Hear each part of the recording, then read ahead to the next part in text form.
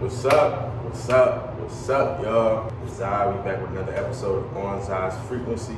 But today, we're just talking about the Ferguson documentary that was assigned to my class by our teacher.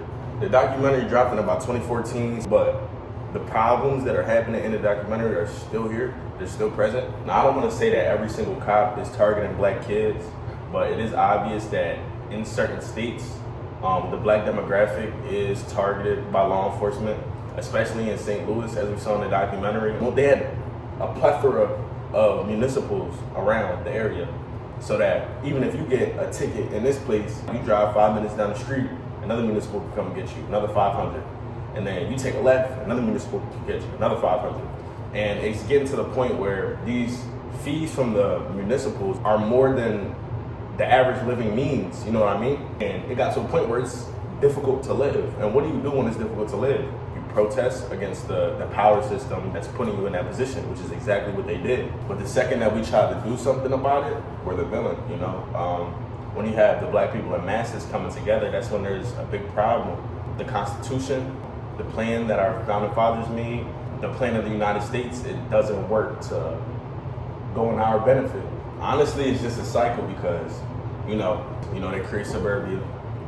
White people move to suburbia. They make it almost impossible for black people to move into suburbia. So we're stuck in these same houses that we were in, you know, in the mid-1900s, early 1900s, right? They move those businesses to suburbia because that's where the money is. All of the great Wall Streets, everything, those are put in the white neighborhoods. In the black neighborhoods, we get food deserts, you know, we get gas stations, we get municipals.